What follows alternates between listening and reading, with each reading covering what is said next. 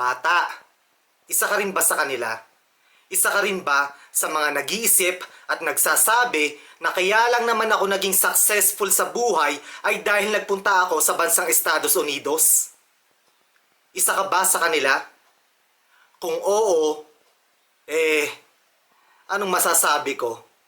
Oo, isa ka ngang bobito. Isa ka nga sa mga bobito na kagaya nila. Well, oo, totoo. Totoo na mayorya ng mga Pilipino ay namumuhay at naninirahan sa linya at sa ilalim ng linya ng kahirapan. Totoo yan, oo. Oo, totoo na mayorya ng mga Pilipino ay nabubuhay sa isang kahig at isang tuka na lifestyle. Totoo yan, oo. Pero hindi ibig sabihin wala kang maririnig ng mga kwento about success in the Philippines. Hindi ibig sabihin wala kang maririnig ng mga kwento about sa mga taong naging successful sa buhay sa bansang Pilipinas. Oo, majority ng mga Pilipino ay nabubuhay sa kahirapan. Pero hindi ibig sabihin nun walang mga Pilipinong umasenso sa buhay. Hindi ibig sabihin walang mga Pilipinong mayaman. So ayusin mo yung pag-iisip mo, katoto. Ayusin mo yung kung paano ka mag-isip, bata. So, sa tingin mo ba ako yung tipo ng tao na walang diskarte at abilidad sa buhay? Ako ba yung tipong tao na yon? Putsyat, hindi ako makakapag-retire at the age of 38. At the young age of 38 kung wala akong abilidad sa buhay, mga katoto. Ilagay mo sa isip mo yan. Ilagay mo sa isip nyo yan, mga katoto. Uulitin ko, hindi ako makakapag-retire at the age of 38 kung wala akong abilidad at diskarte sa buhay, mga katoto. Putsyat, hindi ako makakabili ng bahay sa Southern California ng cash kung wala akong diskarte sa buhay. Putsyat, 2 bahay na sa Southern California ang binili ko in cash. So, mabibili ko ba yung mga bahay na yun kung wala akong diskarte at abilidad sa buhay? Ha, mga katoto?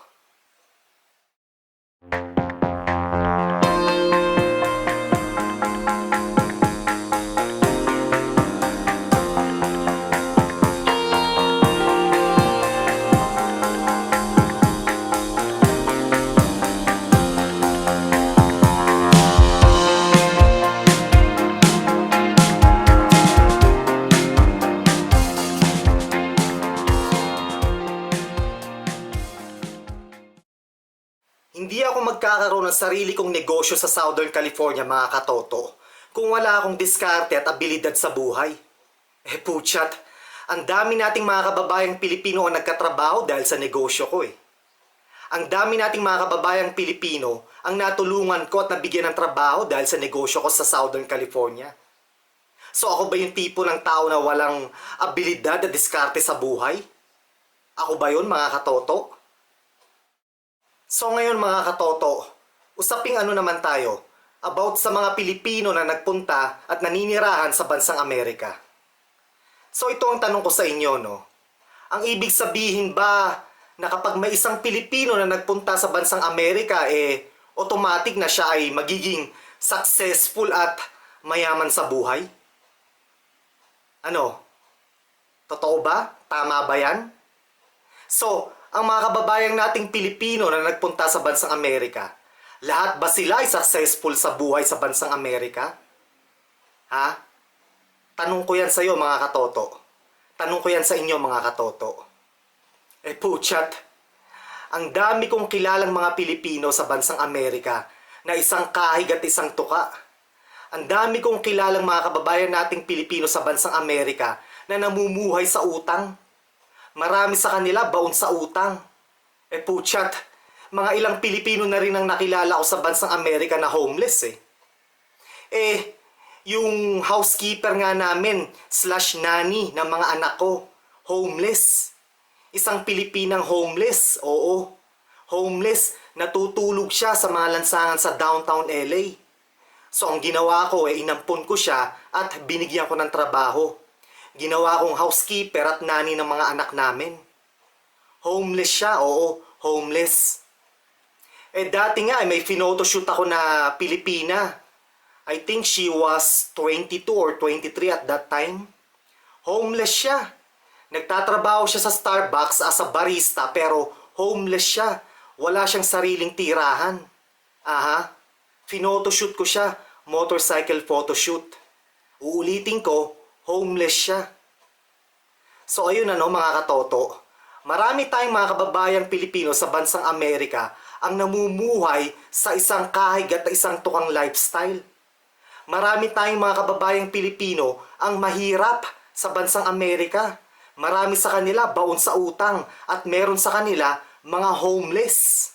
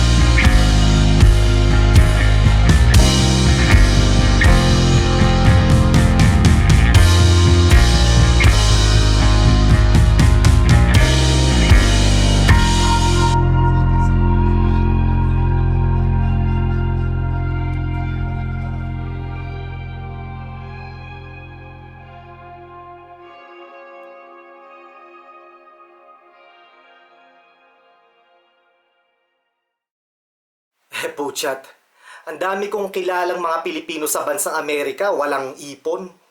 May $500 nga, wala silang ipon eh.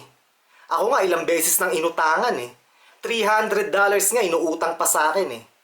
Yung iba nangungutang $1,000, $2,000, at yun nga, minsan nga eh, inutang pa sa akin $300. Halagang $300 lang inutang pa sa akin.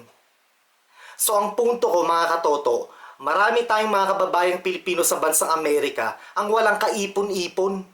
May $500, wala silang ipon.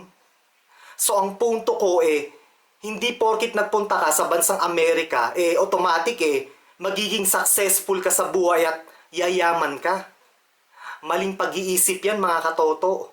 Maling pag-iisip yan bata. Ito ang tandaan nyo mga katoto. I don't owe the United States of America anything. The United States of America owes me, not the other way around. Naging wealthy at successful ang bansang Amerika dahil sa mga immigrants na kagaya ko. Dahil sa mga immigrants na nag-iisip ng advanced ahead of time. Oo mga katoto, ako yun. Isa ako sa mga immigrants na yan.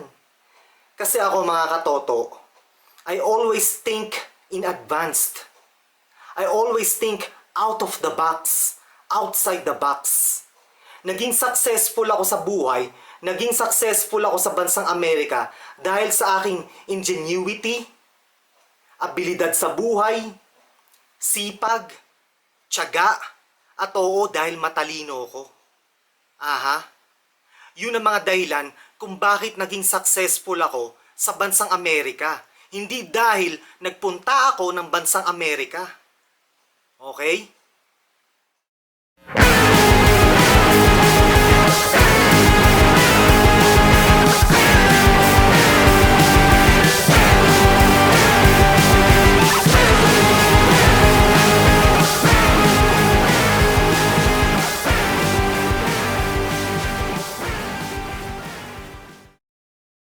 Ako yung tipo ng tao, mga katoto, na laging nag-iisip 10 times ahead of my time.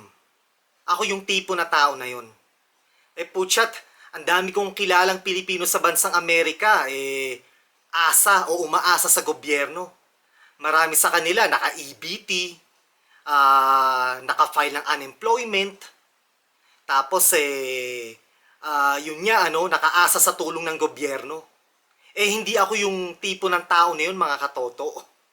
Ako, I contribute to the economy and wealth of the United States of America.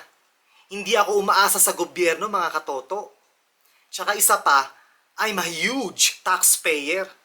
Nagbabayad ako ng taxes, mga katoto. Hindi ako yung tipo ng tao na hindi nagbabayad ng tax tapos palaasa pa sa gobyerno. Hindi ako yung tipo ng tao na yun, mga katoto. At oo, uulitin ko, marami tayong mga kababayang Pilipino na namumuhay at naninirahan sa bansang Amerika na ganun, na nakaasa sa gobyerno. Well, hindi ako kagaya nila. Okay?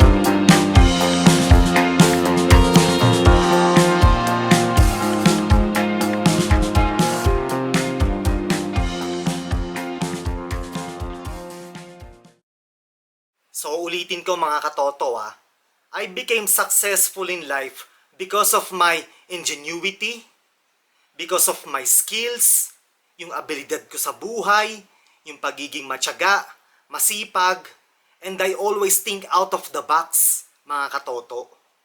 Okay? So yan ang mga dahilan kung bakit naging successful ako sa bansang Amerika. Hindi dahil sa nagpunta ako sa bansang Amerika. Ilagay nyo yan sa mga kokote nyo, mga katoto. Okay?